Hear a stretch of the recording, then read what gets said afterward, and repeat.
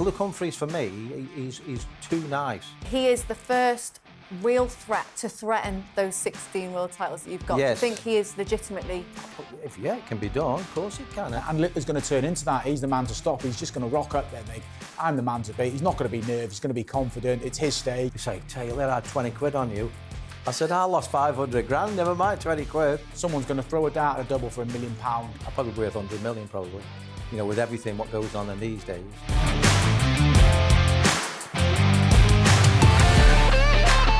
Hello and welcome to Flight Club, brought to you by Sun Sport. I'm Ali Drew and today we're gearing up for the biggest event in the darts calendar, the World Darts Championship.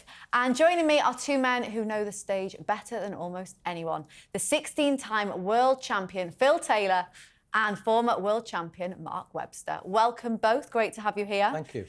Now, we're gearing up for the huge event that is the World Championships. As a viewer, Phil, how invested you get in this? Very much, very much. I won't watch every game, because obviously there's 128 players, so I wouldn't have time to sit there all day watching darts. But I will pick and choose. So I will pick the main matches. A bit like what I do in football, to be honest. You know what I mean? I do watch my little team, Port Vale, now and again. But, yeah, I shall pick and choose what I watch. And Mark, are you working every day?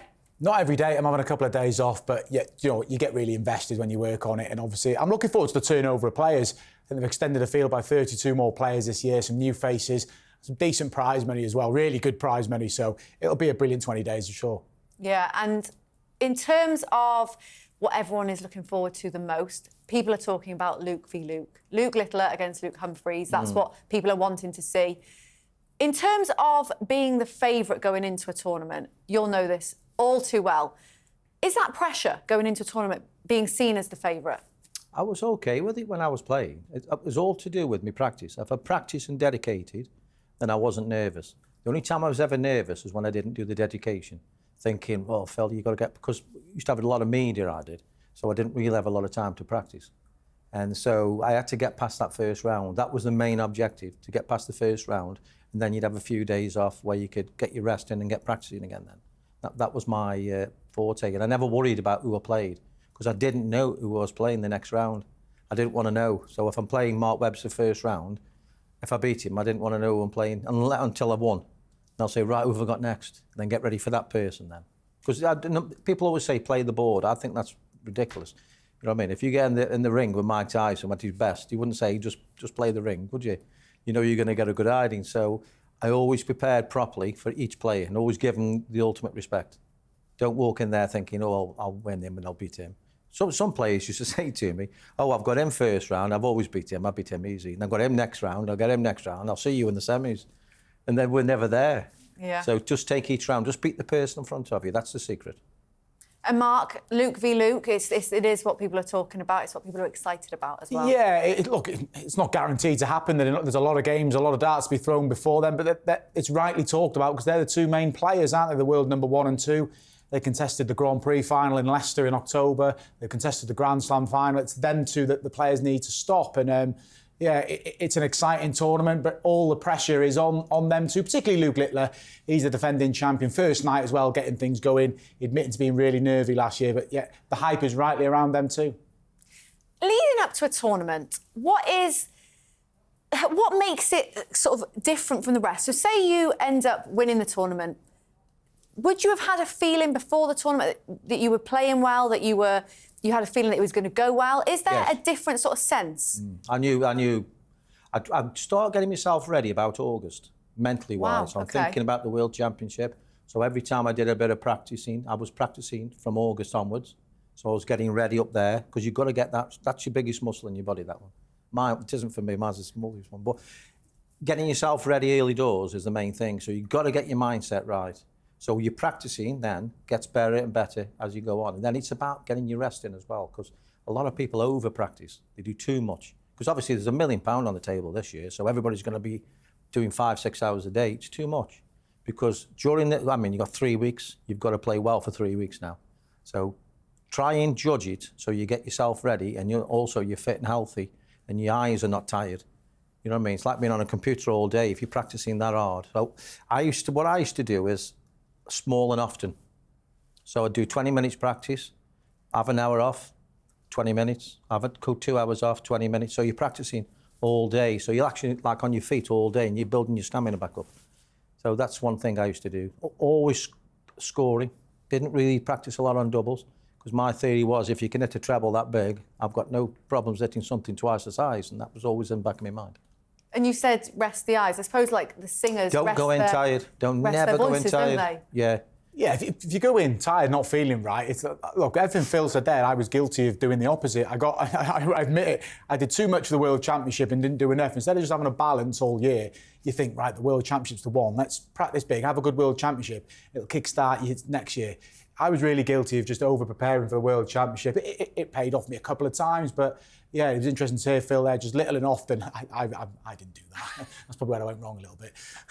So this year we have a 128 player draw, up from 96 last year. So that means that the 32 seeded players enter the tournament from the very first round, and there'll be no buys for the top stars. So let's pick out some of the standouts in the draw. So Luke Littler begins his campaign facing Darius Labanauskas in round one. And then, if he gets through, Littler would take on Mario van den Boharder or David Davis, with the number 1 seed likely to play the number 32 seed, Joe Cullen, in round 3.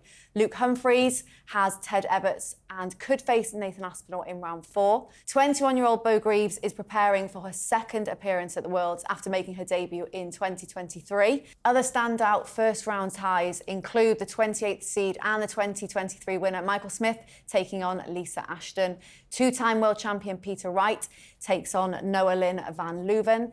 And the out-of-form number 21 seed Dave Chisnall faces Fallon Sherrock.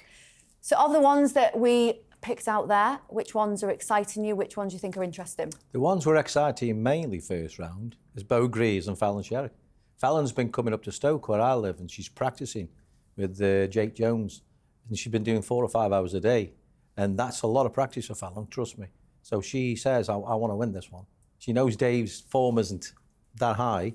So I think, and plus the crowd will be against him. And that's the one thing with Bo Greaves as well, because the crowd are definitely going to be on Bo's side. And Daryl Gurney doesn't like that. It upsets him because he doesn't know why they're all, against him. So that's going to be 2 first-round matches. I'm definitely going to watch. Definitely. And Mark, your picks? Yeah, I agree with. I like the Daryl Gurney Bo Greaves game. When it came out the draw, we were all like, wow, here we go. It was always going to be tough for whoever drew Bo, and Daryl won't be relishing that tie, but he's got to get himself fired up because Phil makes a good point. The crowd will get involved in that, and Daryl's took on the crowd many times. I played him on there, and he took on the crowd, and I almost used it to my advantage. Didn't quite get over the line, but yeah, it's a good game. And obviously, Dave will be concerned. Dave Chisnall facing Fallon Sherrock. Fallon hasn't won there for a while, but more concerned in his own form. Dave's really been out of sorts. He's plummeted down the rankings. Missing TV events, the Grand Prix, not like Dave's, a big challenge for him as well. So 2 huge ties in round 1. And in terms of the Lukes in round 1, you think they'll sell through? I think Littler's got a tough one because I know he's been working a lot and he hasn't fully practiced as he should. So if he gets past the first round, then I think he'll fly. That's what I think. And I think Luke Humphries has got a tough first round as well, which is good. That's what you need if you want to be a world champion. I would rather have a first round tough match than an easy walkover. So it sets you up ready for your next round. Yeah, almost settles you into it if you've had to work a little bit in round 1. Yeah, I think they'll be okay, though. I really do think they'll be okay. And yes, they've got to play an extra game before Christmas, but the fact they can just work their way into form, and particularly Luke Littler's draw, I think is quite favourable. Joe Cullen seeded in there. He's looking to play himself back into form in round 3, so that could be a test. But otherwise, I see them coming through the early rounds really comfortably. Well, in terms of Luke Littler, he's attempting to become the first player to win back-to-back in 10 years. I mean, the first time since Gary Anderson 10 years ago. Yeah.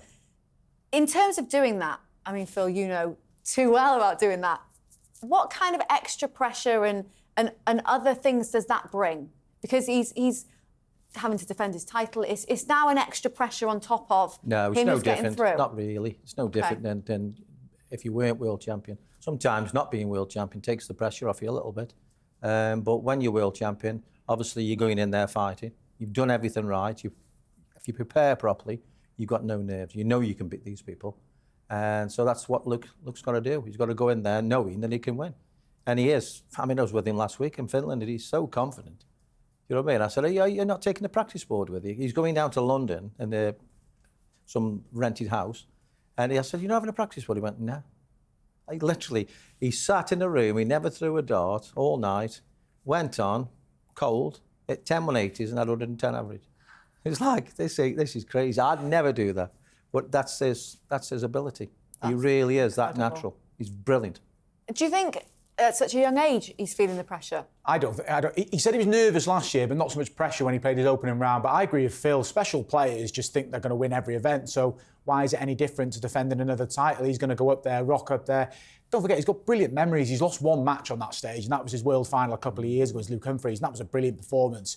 When he plays there, he generally wins, and Phil's done it many a time, and Littler's going to turn into that. He's the man to stop. He's just going to rock up there and think, I'm the man to beat. He's not going to be nervous. He's going to be confident. It's his stage, and look, he's going to be tough to take out. And obviously, people are going to say, you need to get him early. But if you don't get him early, the format's longer, he'll just get really confident. You've got to take that first set off him. Knock him down, make him nervous. That's the only way you beat him. And the one thing with Luke, his game does dip a little bit in a patch. Mine did, and that's when you've got to keep the pressure on. So there's certain players, if you play, Gary Anderson was one, AD was another one, Barney went at his best, where you play him and you don't miss. You literally do not miss. You know what I mean? Don't throw silly darts, don't give it that business and everything. You know, when you're going for something, you just slat it at the board. You have to throw every dart. Every dart counts, if you know what I mean. It's like boxing, every punch counts. You've really got to concentrate, don't be silly. I mean, and then again, if you're going to beat Luke Littler or Luke Humphries, the first round's the one you're going to get them. Because they are going to be nervous, of course they are. So that's the time. Once they've gone through a couple of rounds, you then go into your own little bubble where you're not bothered. You know you're playing well, you're on good money. You know, you could be on 50, 60,000 quid, so you're on good pocket money. Now get stuck in, because the money doesn't count. In terms of how good and how special Luke Littler is, what do you think it is that makes him so special, and especially at the age that he is, so young as well? He's just very, very down to earth, and he doesn't take it all on board, I don't think. He's just a normal lad who doesn't think he's famous, and he isn't interested in money. You know, he's got a basic car, he's got a basic watch. He isn't one of these flash people who think, well, I've seen it before, where the first thing they do, they go and buy themselves a Rolex and a sports car, where he just isn't interested. He's just quite happy toddling away. And he's got the right attitude for me. And he's got his dad's with him as well. His dad looks after him. Make sure, you know, he's protected a little bit. And you have to do at this stage, you know what I mean? Because anything could happen. Yeah, when you're around him, you don't get the air of someone who wants to be famous. He kind of almost doesn't care about that side of things. No, he doesn't. I mean, he loves the attention. He will do. It's nice, it's flattering, but going back to what Phil was saying, he's just so laid back. I think it riles some of the other players, not in a bad way, but they're there practicing in the back rooms. And a few of them have said to me, they just glance over and he's like, he's playing FIFA on his phone or something, or just doing something. He's just messing about on his phone, or he's just chilling. And he rocks up half an hour before he's due to go on, throws a few darts, goes up there and wins his game, and generally wins a tournament. I think the fact that he's just so relaxed with the whole situation, and he's just enjoying life. It's been 2 years now since he made that breakthrough, and he's loving it. And why wouldn't he? He's earned it. But the main thing is, he's just a brilliant dart player as well. There's a lot going on with it in terms of media attention, but his main focus is winning darts tournaments. I watched him once at a World Series when I always wondered, you know, when they walk off the stage and they maybe go to the toilet or whatever it is. I watched Luke once. He walks off the stage and he literally just went like this. Like, looked at his darts, just went, and then walked back on. It's almost as if he walked off the stage because he had to, and then he just came back on. There was nothing else. He didn't want to do anything. He just thought, oh yeah, I'll go back on, as if he wasn't in the final of something. And it was just unbelievably relaxed. I couldn't quite believe my eyes. But on the other side, it can catch up on you if you don't put the practice in. It's like any sport. If you know you're football and you're doing your training, it can catch up on you. No matter how good you are, you still have to put the work in. So I think back doors, he's putting the work in. I really do. You know what I mean? I know everybody says he just walks in and sits there for an hour or two, which he has. But I think beforehand he's probably had a good practice, in my opinion. Well, we've spoke a lot about Luke Littler. So do you think that he is the first real threat that we've seen for years to threaten those 16 world titles that you've got? Yes. Do you think he is legitimately? It can be done. Of course it can. And if I've done it, then obviously anybody else can do it. It's just being dedicated, because he's been in the world final now twice. He's won it once, so he's got to be another 15 times. He's got to be in the final at least 20 times. So you've got to be dedicated just to qualify for the World Championship for 20 years, as difficult as it is, I was in my 50s, but for be dedicated when he's 40 odd years old, and if he's got a load of money in the bank, you might not have the commitment like you used to do, or the ambition or the drive. Money can be the worst part. I used to pay myself a wage, which I still do. So all my bulk, my money went into my company. So I never, that was what I was worth there. And if I won the first tournament, say a Players' Championship, that was my gas bill, my electric bill, my car tax paid for, and my insurance on the cars paid for. Everything was about the house and the family. And then even if I got 5 million in the bank, I'd still think, well, that's my bills paid for this year. And if I win the next one, well, that's the shopping paid for. Do you know what I mean? A holiday for the kids or whatever. And so everything was a reason for winning. So it gives you that little bit of a drive. And Mark, what do you think he needs to do to avoid sort of falling off? Because we're talking about serious longevity that he needs in order to break a record like Phil's. And we've seen, players sort of tip to do it, Gary Anderson, Michael van Gerwen, but they haven't done it. What does Luke Littler need to do to not fall off? Ability-wise, he's got it. It's just the dedication. If he wants to do it for that amount of time, there's so many sort of side distractions, side earners now in terms of Phil's financial income came from playing darts. There wasn't this social media element back then. There wasn't these opportunities to endorse products or go on shows. And Luke Littler's getting all those offers. If he wants to be a dart player for the next 30 years, then yes, he can certainly equal Phil's records. But in the meantime, the short-term goal, stay dedicated, doing what you're doing. And when threats come along, like Michael van Gerwen's done, like Phil Taylor's done, you need to put them aside. There will be some new challenges for Luke. It won't just be about Luke Humphries over the coming years. There'll be other young players coming through, and he's got to stand up to it. Well, you did just mention Luke Humphries, and they're both up there. They are number one, number two, but they're also, Phil, I want to speak to you about this. They're good friends. What do you make of the fact that they have got a friendship? They're technically the biggest of enemies, on the stage, but they are very good friends. Yeah. What do you make of that? Could you have been good friends with someone like Barney? I'd be friends with him. I wouldn't be the best friend. No, of course you're not, because they're rivals. You say, I wouldn't go out for the meals and things like that. I do now, but not when we were playing. No, I was a bit of a loner, really. I kept myself to myself. I tried to keep away from the players' hotels and wherever they were, I'd go the other side. But again, you're up there, you're fighting for your career. My dad used to say, you're only as good as your next game. So if you win the World Championships and then get beaten a Players' Championship, everybody's on at you. Everybody. What have you done? Your bubbles burst. You've ruined it now. You've finished now. And everybody thinks you've finished because you've lost a game. So, Luke Humphries, for me, he's too nice. He's a lovely lad. He really is. He's very kind-hearted and he talks lovely and he is very nice. He needs, whether he's got it in the back of his mind, he does need that little bit of a nasty streak in him to be that complete winner. Do you know what I mean? For win multiple world titles, you've got to be a little bit aggressive and a little bit, wanting it. Fight for it. Over the upcoming years, Luke Littler's form's going to drop. Everybody's does. And it's about a matter then of reinventing yourself. How do I get better? What do I do now so I can get up to Michael van Gerwen's standard? Or Mark Webster when he was playing well. Whoever comes above you, you have to then raise your game to match them and beat them. And that's the challenge, what's going to be nice to watch over the next few years with young Luke. And Luke Humphries the same. Because Luke Humphries is going through it now. He's been beaten a few times. So now he's got improve. I used to give me darts away, have new darts made, have new flights, anything just to try and think. Lambo's just won the World Championship in motor racing. Now next year he won't have the same car. They'll improve the car. And that's what you've got to do. You've got to keep pushing forward. Did you make friends with the other players when you were playing? You have friends. I didn't isolate myself as much as Phil. Look, that's why he was successful, wasn't he? Maybe I wasn't as focused. But yeah, you do have friends. But when you play, it doesn't change anything. I wouldn't play one of my friends and think, I can't give it to me, I can't celebrate. And I don't think Humphries is any different. I'd say that there's respect and they get along. I don't think they do a lot together outside darts, but darts is so busy at the minute that they see each other a lot. But yeah, it's a friendly rivalry. But when they get up there, they both want to win. They want to give it to him. And Humphries will want to prove a point. He's been beaten in a couple of finals by Littler over the last few months. And he'll be well aware he's defended his prize money from the tournament for a couple of years ago. When you win it 2 years previously, you defend that prize money. So that's another pressure for Luke Humphries. But yeah, he'll be hungry. He'll be ready to go. And he gets change out of Littler more than any other player. So he'll think if he gets him in that final, he can get to him. Well, let's take a look at just how that rivalry played out With the winners of the majors this year, it is unbelievable. They have dominated. I mean, their name's just all over that. Yeah, it's littered with the pair of them, isn't it? And Luke Humphries got the ball rolling with the Masters at the beginning of the year.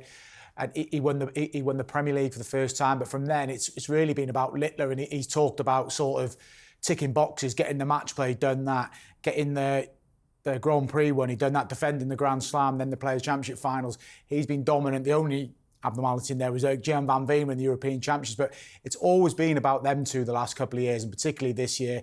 And it's just up for the other players to try and stop them. What do you think when you see results like that from this year? You know, it's Luke Humphries, Luke Littler, Luke Humphries. Do you think that's a good thing? Do you think it's a bad thing? What do you make of that? I don't mind. I don't mind at all. I like winners anyway, in any sport. Whoever keeps winning and dominates, I like it because I know the effort you have to put into it. But it's what always amazes me when I see winners of tournaments, nobody ever remembers the runner-up. That was another thing my dad said. Nobody remembers a runner-up. Dennis Priestley once said it. Yeah, I don't think we even looked at the runners-up just then. Yeah. And you mentioned Gerwyn van Veen. Luke Humphries was runner-up at the European Championship. Luke Humphries was runner-up in a lot of them. Yeah. James Wade, I think, in the match play as well, and the UK Open. But yeah, it's all about the champion, isn't it? And you get to the final, you need to win that title, you get so close. But it's rightly about the winners, and they go on and have the glory. One player I think to keep your eye on as well, besides Gerwyn Price on the wall there and Michael van Gerwen, the player that's shined for me this year is Josh Rock. I think Josh Rock's there and thereabout. He's just missing the odd doubles. Once he puts that together, and Chris Dobey's another one who seems to miss doubles at the wrong time. If they can put that together, they've got a hell of a chance of winning this, especially young Josh. Okay, let's talk about the sort of outsiders that could have a chance. You know, people are maybe not talking about them yet. So you think those couple of players? I've had a little gamble, not a gamble, but I do a little thing for a betting company called Bet Goodwin. So my tip for the tournament is Luke Littler. I honestly think he'll win it. But if I had an outside bet, each way bet, it'd be on Josh Rock. Okay. That's what I'd put my money on. Even though Luke Humphries, I mean, it's hard to say, but Luke Humphries is brilliant, obviously. But just as a little outside bet, I would have Josh Rock. Mark, any outsiders you think are going to be playing a part? Everyone's an outsider outside the two Lukes, aren't they? I agree, Josh has been in good form. What I will say is that there'll be whispers in his ear going, you're going to be in the Premier League here, just keep your head above water in the World Championship. You can't play like that. You've got to go there and try and win the event. And that's what comes into Johnny, another one. He's very Johnny Clayton, motivated by the Premier League. I think he's got a nice section of the draw, but he's got to go there to try and win the tournament. But there'll be shocks and surprises throughout. And Josh, rightly, because of what he's achieved this year, winning at the World Cup, he was brilliant at the match play, had a good Grand Slam. He'll be in a lot of people's thoughts. In terms of the Lukes, I suppose, or even just the seeded players, obviously the Lukes are the favourites. What will it do for their darts for the year ahead if they don't win the World Championships? What does that do going forwards? Because it does start off the year on, if you don't win, not the best note. Well, the first thing you're going to get is everybody you meet in the street is going to be asking what happened. Is that it? Has your bubble burst? Have you done this? Why have you done that? What have you not done that for? The best one used to say, I lost in the World Final. I lost, was it 200, 300 grand? Or 500,000. They say, Taylor, I had 20 quid on you. I said, I lost 500 grand, never mind 20 quid. So that's what you get a lot. But it's also sometimes releases that little bit of pressure, especially I've won it 8 years on the trot. And the pressure was getting more and more. People get bored of you winning all the time. I mean, Eric said that to him. He said, people are getting bored of you winning. I said, I don't care. So I'm going to keep That's winning. their problem. Yeah. But when you lose, it then gives you a chance to reevaluate yourself, think yourself what went wrong, and then put it right for the next year. And it takes all year to put it right. So every tournament you go into, you want to win it. Just to keep sending, like being a school bully in a way. You know, you're bullying them. Keep winning and keep winning all the Players' Championships if you can. Anything you go into, win. And then they're thinking, I hope I don't get Taylor first round. And that's what it was like for me. And Mark, what will it do for the mindset of the players who don't win? There's only a few that can actually win the whole tournament for me. So outside that, it's about having a good run. There'll be some breakthroughs for players. The prize money now is inflated so much that you always have maybe one or two surprise quarter-finalists. You get 100 grand for being in the quarterfinals now. That's the equivalent to winning some of the other major tournaments. So it's about going and reinvesting that in your career. So other players, all the other players have different ambitions. Some will just want to have a decent run. winning it's a big ask because the cream generally rise to the top in the World Championships. That will happen. There won't be a surprise winner, I'm sure of that. But for the players, the incentive of the prize, 15 grand for every player that gets in it. I mean, that was unheard of, unthinkable, even 10 years back. So that's massive. Then it's about going away and just, like I said, in the new year, having different ambitions, focus more because you've got a bit more prize money. You can, if some of the players still have day jobs, I'm sure they do, they can maybe take a bit of a back seat and focus on the dart career. It's a huge tournament outside the winners. Obviously, the winner will take the glory, but so much prize money handed down through the draw will be huge. Yeah, well, you mentioned it there, the prize money. We do have to talk about that. I mean, this year, it is massive, doubling to £1 million on last year's 500k. Phil, it's a lot more than it used to be. How much more money do you think you'd have if it was like that kind of prize money back in your day? I'd probably be worth 100 million, probably. You know, with everything what goes on in these days, you know, with all the social media, like Mark said, and all the endorsements and everything, the world's changing darts. I mean, the first time I played Dennis Priestley, then it was WDC, it was 15,000 for the winner, and I got 10,000 runner-up. So that was the prize money then. The worst part for anybody that wins the £1 million is the 400 grand tax. You've got to pay on it. That's a killer. So somebody's got to sit down, write a cheque next year for 400 grand. It's like, oh no. So yeah, that's the worst part about winning money, the tax. Are you proud of having a part in the increase in the prize money? Yes, of course I am. Barry Hearn was the big one. When he came into it, he just transformed it. I mean, he knows how to sell. He knows, you know, I've never met a fella like him. Even now, and you know, I haven't spoken about it for a while, but he'll be the first one in Matchroom in the morning, and he'll be the last one go home at night time. And he knows every bill that goes out. I mean, the amount of money gets put through Matchroom. He knows it. He says, I know every cheque before it goes out that door. I said, I bet you do. He's brilliant. Absolutely. Yes, yeah. I've never met anybody like him. When Barry used to walk in a room for me, there's a couple of people what do it for me. Alan McCoy was another one. They'd walk in the room, and it's like somebody switched a light on. You just knew he was there. He's got such a presence about him. And Eric Bristow was another one. You know, when Eric used to walk in the room, he got a really big presence when he was top of the tree. And that's what Barry Hearn's got. People just love him. Yeah, they do. And they trust him as well. Well, and he's done well. He's done well. He's done what he's done. Auntie just absolutely brilliant. From a man really that started with nothing, very clever, but started, you know, where he could have gone bankrupt and whatnot. He put all his eggs in a basket and went for it. And Mark, a word from you on just the huge increase in prize money this year. Yeah, massive. It's huge. Barry Hearn always used to say, my dream is to pay $1 million. You think, yeah, whatever. You know, but he said it years ago. I think, here we go. But it's there now. The proof's there. It's huge for every player. Obviously, the winner, it changed their life. But I touched on it earlier. Just going down the prize money, the semis, the quarters, the last 16. It's all increased. It's all inflated. And it's going to be good for the sport. Good for the players as well. They can dedicate more time. And look, we want glory, but a lot of players are dedicated by financial reward, and it's there now for these players.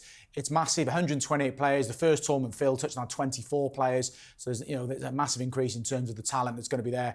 I think it's going to be amazing, but someone's going to throw a dart at a double for £1 million on January 3rd, and it's going to be brilliant. Yeah, that's crazy to say it like that. And in terms of, obviously, you're working it, any wild predictions you've got? You know, do you think we're going to see more 180s than ever? Do you think anyone's going to cause any upsets? There will be upsets, of course. I think young players hungry, excited about their debut. I think there's a young guy called Charlie Manby who played Luke Littler in the World Youth Tournament. He gave a good account of himself.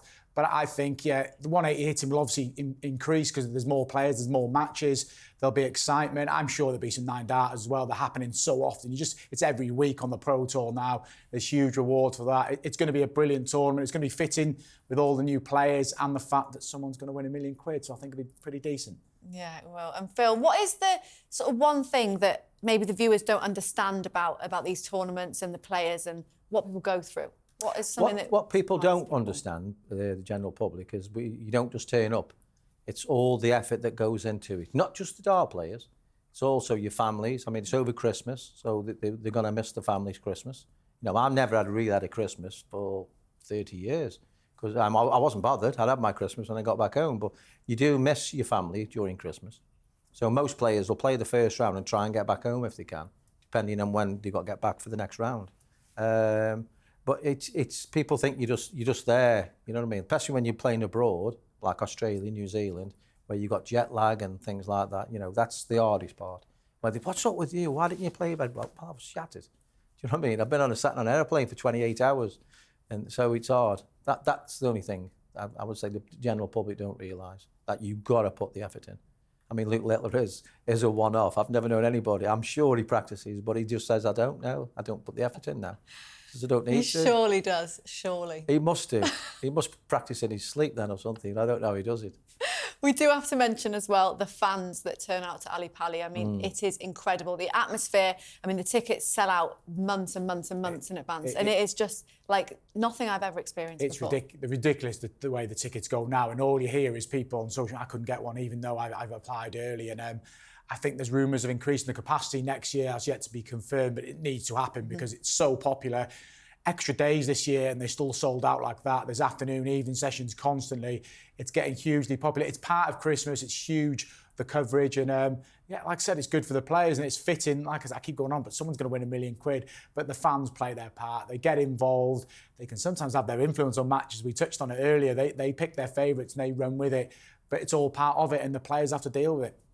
What is it like playing in front of the fans? You know, they're chanting, they keep the energy up the entire night. Yeah, they do. They come for enjoy themselves, and God bless them. I always know when the World Championships is coming up because my phone keeps ringing. Can you get me any passes? Can you get me this? Can you get me in the back room, meet the players? I went, no, you can't. I get it the same with Robbie Williams as well. But it's mental, the amount of attention. I mean, somebody once asked me, what's the weirdest thing you've ever seen in darts? And it was at the World Championships, and it was Scooby-Doo beating Superman up. And I thought, what? That's not right. Scooby-Doo shouldn't be beating Superman up, should he? Yeah, the costumes get more and more extreme every year, don't they? They do. Yeah, well, that's part of it. It's encouraged as well. It's, you know, obviously, it's part of the build-up to Christmas. People on their works nights out and they embrace it. But they come to see some good darts as well, and they'll see plenty of that. But yeah, it's gone massive, hasn't it? It's obviously, you talk about the first World Championship played in Perth, it was a great venue, but very small and intimate. Now it's huge, and like I said, the tickets are flying off. They're sought after, and they're, like I said, really hard to get hold of. And it's a testament to what hard work's been done in the sport. But it's a brilliant event, and yeah, if you ever get a chance to go, you've got to get along. Yeah, it's absolutely fantastic. It is brilliant. Well, that's all we've got time for here. A big thanks to Phil and Mark for joining me. Make sure you keep up to date across Sun Sport on all our platforms for even more coverage of the World Darts Championship. Enjoy it. It starts this week. And thanks for joining us.